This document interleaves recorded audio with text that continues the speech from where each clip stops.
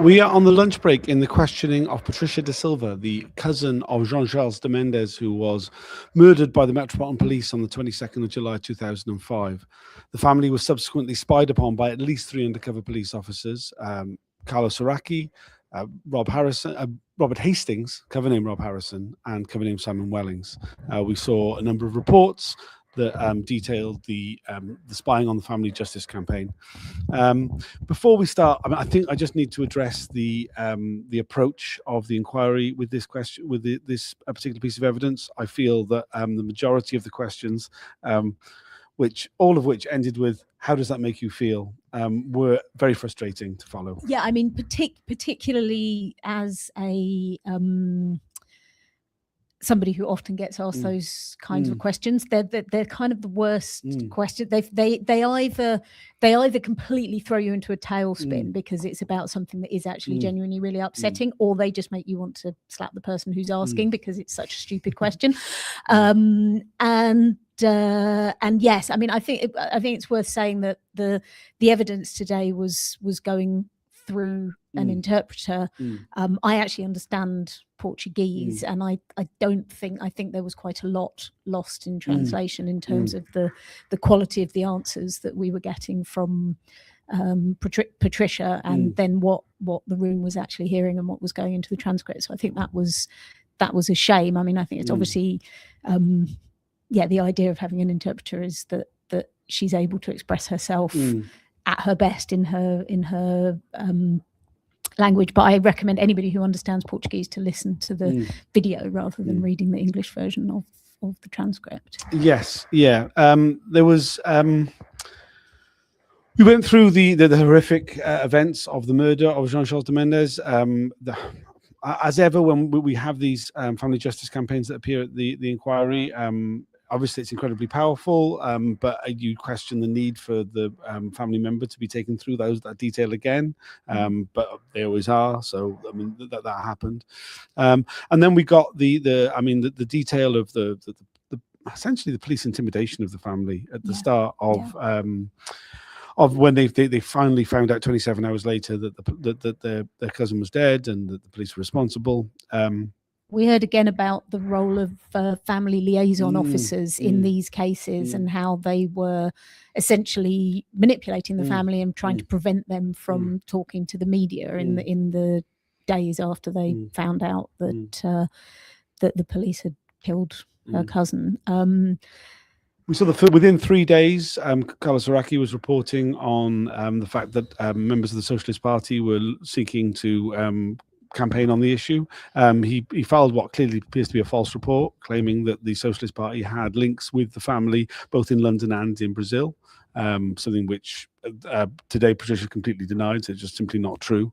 And then we saw reports from Rob Hastings, Rob Harrison, cover name Rob Harrison, who claimed essentially that there was some sort of connection between the International Solidarity Movement, the Palestine Solidarity Group, and No Borders with this campaign, both of which just completely untrue. It's just, I mean, beyond the fact that there would be obviously a lot of sympathy within those groups with the campaign. I mean, it's just yes, across I suspect most of London society, there was a lot of sympathy with, and possibly the only people who were not behaving sympathetically towards his family were the Metropolitan Police, actually. But I mean, actually, on that, I mean, it was very interesting that Robert Hastings, in his undercover role, posted on Urban 75 a bulletin board, an internet bulletin board, where he expressed sympathy in terms that anybody would relate to, whilst at the same time reporting back on the campaign. I mean, one of the things that has really stood out to me about the police reporting on this campaign is, and I can't remember the exact references now, but there've been a few references to kind of to saving members of the Metropolitan Police Service from embarrassment, difficulty, harassment, just this. And I mean, I think Wellings actually refers to it as all the paperwork that they would have had to do. We talked about what Wellings said about actually not really anything to do with the John Charles de Menezes campaign, but about how he had saved the police from another similar shooting incident, and all the trouble that would entail. Patricia was questioned about that, which I found a bit odd, Very odd, because it was nothing to do with her, and it wasn't even clear whether council understood that this whole... I'd say they didn't. There was just this really awkward bit of questioning where council started asking the witness about an action involving a fake suicide vest, and it was like, really? Like, bereft of context, bereft of any sort of explanation of why that had even been mentioned in relation to the campaign. And of course, the reason why it was mentioned in relation to the campaign was this suggestion that Simon Wellings had saved the Metropolitan Police high-ups a lot of hassle and time and money. It was specifically talking about the cost benefit of his deployment by fictitiously averting another activist being shot as a suspected suicide bomber. But that was the only relationship to the John Charles Menezes campaign, and why Patricia Da Silva would have had any understanding of that or any reason to know about that. It was a very odd line of questioning. I would say even like seasoned watchers of the inquiry might not have picked up on the actual detail of that in the first place. I mean, it was delivered to her with very little context. Unsurprisingly, she was confused. She thought, "Oh, this is about a terrorist attack." It wasn't really explained to her what the actual thing was about. I mean, honestly, it felt a little bit like an extension of what happened to the family from the very beginning, which was these attempts to correlate their deceased family member and their campaign with terrorism, in the same way that trying to link them to groups like ISM, which was a Palestinian human rights observer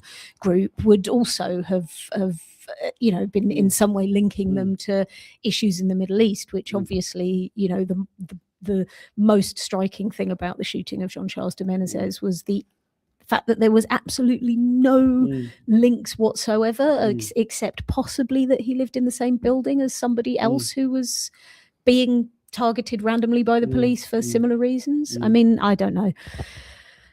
Yeah, no, I mean, it's very frustrating, and I really feel that this inquiry hearing has compounded this mistreatment of the family, quite frankly. Yeah, no, it was uncomfortable to sit through. Yeah, I mean, it makes the whole sort of discussion about so much of what was actually presented like kind of difficult to kind of get through, because you just kind of, as I go through that list in my head of things that were said, I'm just getting frustrated by remembering how they were presented.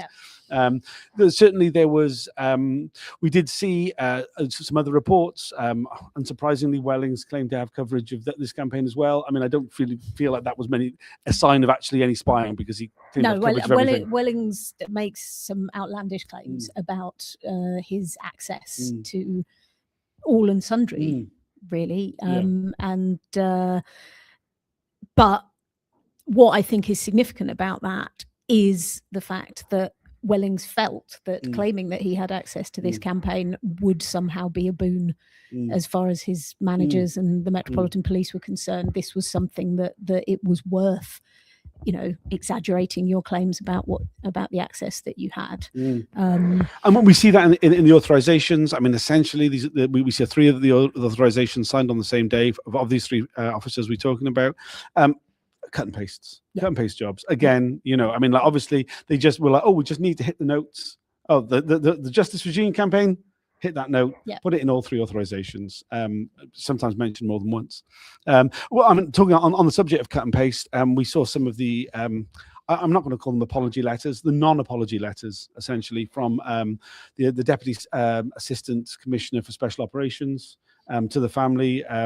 It was the same letter that was sent to 17 families, I think, with just, mail merge being done for the dear, or 2 line at the top, saying that it would be premature to apologise. Yeah, and I think one of the key points that has come out about what the police claimed about all 17 or 18 families that they have admitted to having spied on in their campaigns for justice is this claim that they were collateral intrusion. And I think the inclusion of the Justice for Jean campaign in the authorizations for these 3 spy cops officers makes very clear that this absolutely was not collateral intrusion. 100%. You know, if the group is being named in the authority for the officer to go undercover, it is the reason for their spying, however successful or not they were in actually spying on the campaign. The fact that managers were putting it in the authorizations means this is something that they considered a reason for spying. Yeah, no, it's. I mean, the idea it's in any way collateral intrusion is a nonsense, quite frankly. I mean, like, I'm about to complain about this council again. I'm not going to do that. I'll hold off. Yeah, I mean, it seems very clear though that, I mean, of all the undercover officers, it is Robert Hastings who is the one who is the most connected to the campaign. He goes along to the meeting launch. He continues to file reports about the campaign throughout its history. There's a lot of questions asked of Patricia today about how she felt about that. She was unequivocal that it was unnecessary. She was how surprised she was by it, how invasive it is. She feels like she has no right to privacy. She wasn't given a very good opportunity today at all, but I think, you know, she represented herself perfectly well. But I mean, it's been a difficult day at the inquiry. It has. I mean, I think the important thing that will come out of today's evidence will be the questions that Patricia Da Silva's representatives are submitting for Hastings specifically. Yes. When he gives evidence, he will be the last officer to give evidence. So week ending 27th of March, more or less. Yeah. And yes, he is one of these officers that we've had relatively little disclosure about. And this goes back to this issue of the inquiry only disclosing stuff to people who are mentioned by name and not to the people who were part of the groups that are spied on. So I mean, in some cases, not even to the people who were mentioned by name in the documents. Well, yeah, and I mean, the lateness. I mean, particularly with Hastings. I mean, the documents. But are they even still? They've been fully released yet? They haven't finished releasing them, and they only started releasing them this week. As far as insane. I'm aware. I mean, there's no way to run an inquiry. So yeah, but by the time it comes to him being questioned, most people will not have read the documents. I mean, it's getting ridiculous. Frankly. Yeah, no, I mean, it really is. It's yeah, I mean, there was a point we made yesterday on one of these videos, which I think was worth making again. If you think that you were in any way connected with any of the groups that were spied on by any of these undercover officers, please get in touch with the inquiry. It is highly likely that if your name appears in these documents, you will be named openly without any restriction, because the inquiry appears not to be following any sort of sensible schedule of contacting people about that, or giving the opportunity for people to have right of reply or privacy, or I mean, essentially the bar is incredibly low for who gets named. Yeah, I mean, what they seem to be doing is doing Google searches for people. If your name comes up on a Google search, I'm not even sure whether it has to be related to political stuff. If your name comes up on a Google search, you're considered to have a public profile, and then it seems to be fairly arbitrary whether or not they then consider that you have the right to privacy over information that is recorded about you in officers documents obtained by undercover operations. It's quite shocking, and it should be said that it's not even necessarily people who were targets of the operation or being spied on. I mean, I've seen reports that say things like so and so phoned so and so during the meeting, and because the person who made the phone call is not considered to be a public figure, that might mean that their name gets published, even though they were not at the meeting, were not involved with the group, and were their only involvement is having made a phone call. And of course, these officers repeatedly say, we reported absolutely everything, and that can include really personal information. And again, it's hit and miss whether they're going to redact your personal information or not. So yes, did not realise until we started to see the bundle, which we got extremely late, just how serious this issue potentially is, and really encourage people who think that they might be affected by any of the groups spied on. So coming up, we've got the International Solidarity Movement. No Borders. We've got No Borders. We've got Dissent. Yeah. I mean, essentially any of the anti-authoritarian, non-hierarchical, social centre network, campaign groups from like in the most broadest possible sense, anarchist, autonomist, of the 2000s. I mean, like, you may not think you were spied on because you don't remember Simon Wellings. Hardly anyone remembers Simon Wellings. No, Simon who? His reports are full of people's names.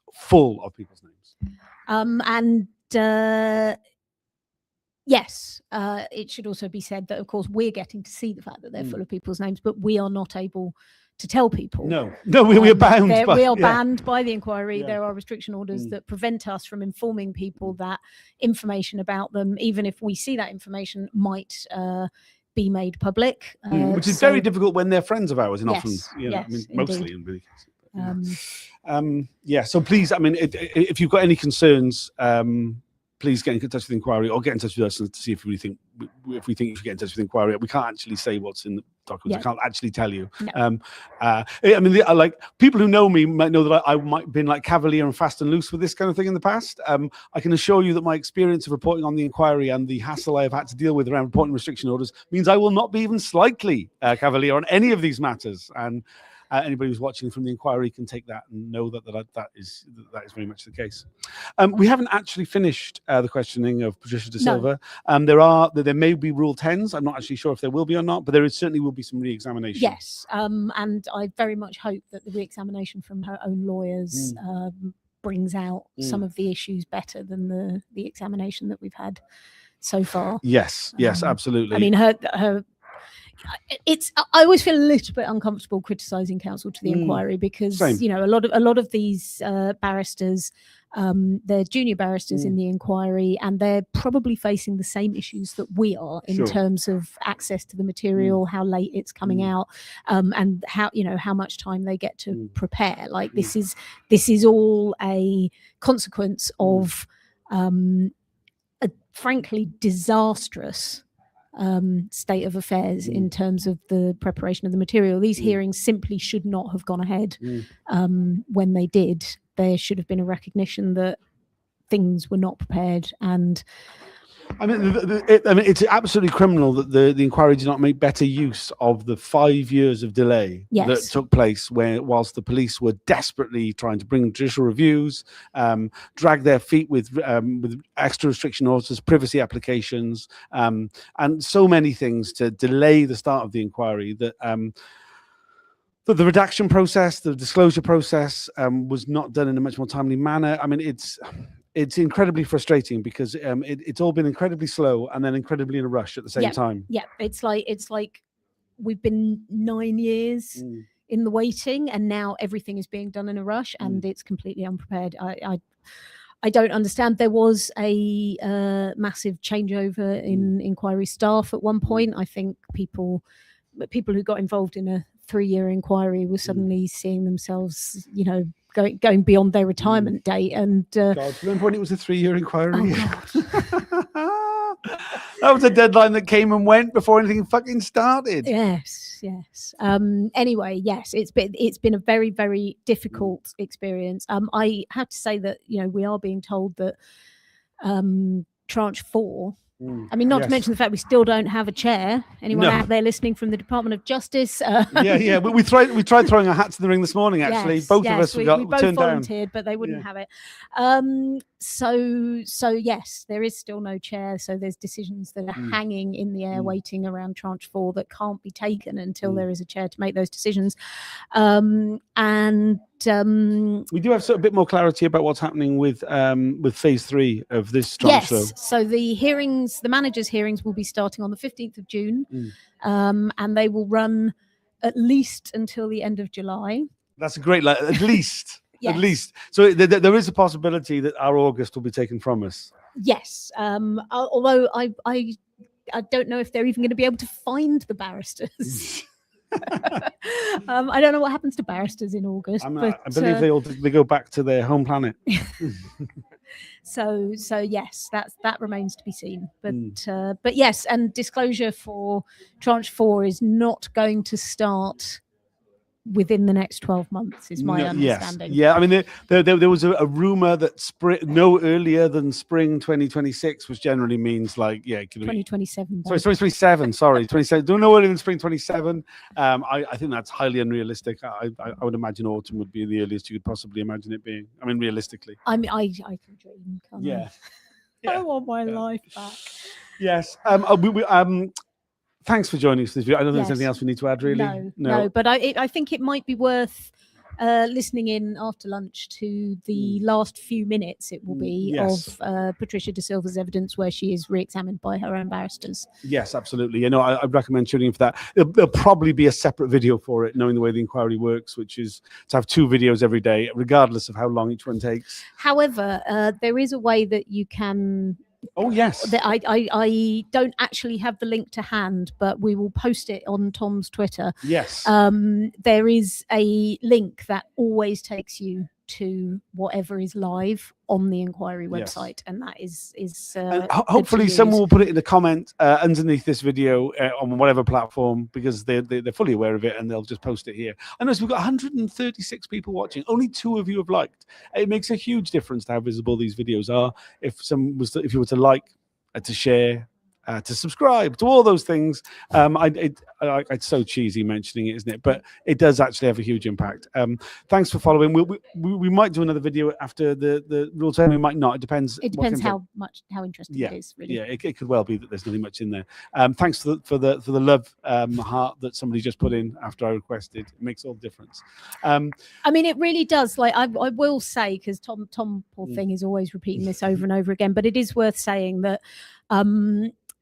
This Spy Cops inquiry is incredibly important in terms of the state of democracy and the right to protest in the UK, and it really doesn't have the visibility it needs, and it's really not being covered by the mainstream media. And if it is covered by the mainstream media, you're basically only hearing about a couple of the issues, which is usually the relationships and the family justice campaign. Actually, speaking on that topic, there are 2 journalists in the public gallery today, one from the BBC, one from ITV. Both have told me that they will be filing reports today on them. I don't know if that's going to be video or what. I think it's BBC London and ITV London. It's not the nationals. But basically, the only people covering the rest of it are the Cops campaign, Undercover Research, Police Spies Out of Lives, and our own Tom Fowler.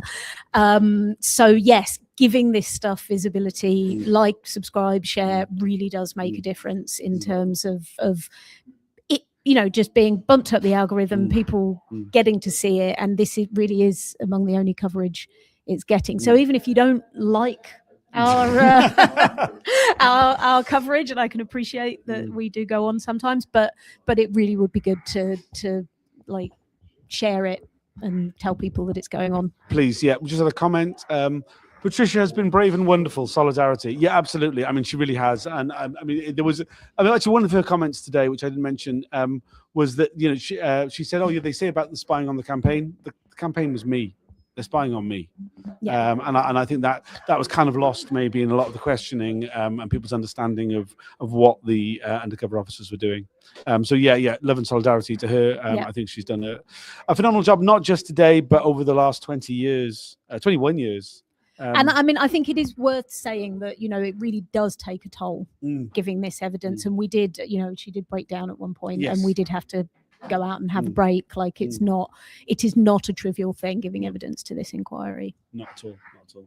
All right, thanks for joining us. We might do another video by the end of the day. If not, and we'll do a recap of the week. I'm not sure we'll do that this weekend, but hopefully maybe earlier than Sunday, given it's Mothering Sunday.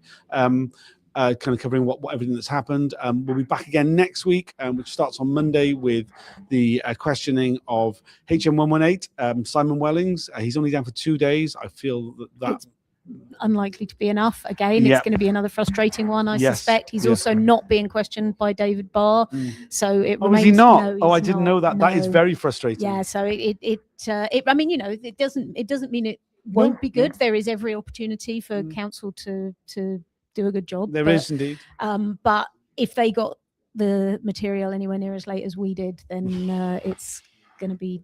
I mean, we got most of Welling's material 3 days before submitting Rule 10 questions, and actually had to produce a witness statement in that 3 days because we've realised how much significant material was in there that nobody had seen yet. I mean, it's also worth noting that witness statement on behalf of Dissent Network, Dissent was turned down from being co-participants in this inquiry, a decision which makes absolutely no sense whatsoever. Yes, particularly given that Wellings, it appears, for 2.5 years of his deployment was spying principally on the Dissent Network. Yes, I mean, it remains to be seen whether the inquiry have even noticed that second half of his deployment. It doesn't feel like it. It doesn't feel like it because no witnesses were asked for evidence about it. It almost feels like they're treating it like his deployment ended in August 2004. They may now have realised because several of us have submitted extensive Rule 10 questions about the later part of his spying. Though, I mean, it should be noted the majority of people have no memory of it. I know Patrick Delaney, I believe, has a memory of him, a proper one, but I don't know who Patrick Delaney is. Patrick McMurdy. Oh, but yes, that's I've mixed up my Patricks. I think he's a sportsman actually. Okay. But yeah, but probably doesn't remember Simon. Yeah, Wellings. probably not. No, but there's only one person who's got like a. Yeah, so the person who does have a memory of him is actually somebody who was doing their PhD research on activism in the media and who interviewed Simon as an activist extensively for his PhD research, only to discover, I think shortly before giving his viva, that the person that he had studied as an activist and their relationship to the media had actually been an undercover cop. A slightly different PhD than he was intending. Yes, but yeah, I don't know what the man was thinking. Frankly, many things. Not to put too fine a point on it, and could have completely screwed up this person's PhD. Certainly, was there skewing the research. I don't know. It's a bit mad, really, and it seems that. So, I mean, what you've got to think about Welling's deployment post-August 2004 is he's been found out. Yes. By some people within Globalised Resistance. They're not 100% sure. Or what he is even. They're pretty sure that it's him on the recording. And they're sure that the person on the recording is giving information to the police. They don't know if he's just a random sado who's been paid some money to give some information, or if he is a commercial spy, or if he is a security service operative, or if he is an undercover cop. But they've kicked him out of Globalised Resistance, to be on the safe side, and they want nothing more to do with him. And very interestingly, particularly in terms of what it says about their knowledge of how much danger these officers might have been in if they'd ever been found out, or the non-violent nature of the groups that they were spying on, it was decided not to pull him out, but to leave him in and move him sideways into Dissent, who were also mobilising around exactly the same issues as Globalised Resistance, often in the same spaces at the same events, so there are really big questions to be asked about, what was he actually doing? Where was he showing his face? The fact that nobody remembers this guy, is not really surprising because he probably didn't want a very high profile. But what's interesting is that I can't. It's going to be interesting. It's going to be interesting. Yeah. There's always a problem there. In terms of restriction orders. We've just had another comment from Jessica. The inquiry needs to do better counsel to the inquiry, better questions, and sufficient times to ask the spy cops about the deployments. Yeah, absolutely. I mean, I think that's absolutely I mean, key. I think with the questioning of both Jason Bishop and Simon Wellings. These are officers who didn't have sexual relationships, and so they are being treated as unremarkable by the inquiry. They're being given very short time to give evidence, and I think that really shows how little importance is being given to the political significance and the subversion of democracy and the undermining of people's right to freedom of expression, freedom to organise, because these are actually some of the officers who did more in that sense, in a lot of ways, than others, and there just hasn't been the space or the time to question them about that. Yeah, it's deeply frustrating. I mean, there are so many things about Bishop's deployment that we didn't get anywhere near. Yeah. There were bits of disclosure, which, I mean, personally, I feel were like, I don't know, they're not. We can't talk about them, but there are documents that were disclosed to us as individuals that Bishop had created, which he was not asked about, which have not been entered into the evidence. I mean, it's an absolutely ridiculous situation. Yeah. I mean. Yeah. Okay. Are we allowed to? I don't know. I don't know. I don't know. I'll ask. Yeah. Well, let's find out. Maybe we can talk about it later. Yeah, it'd be really good if we could talk about it, because I'm very wary of breaking the restriction orders. Has his witness statement gone up? I don't know. Okay. We will check and get back to you. Yeah. All right. Thanks for joining us. I'm where we said 10 minutes ago. We said we were just finishing, but we are actually going to finish now. Thanks for joining us, and we might see you again later. It might be next week. Bye for now.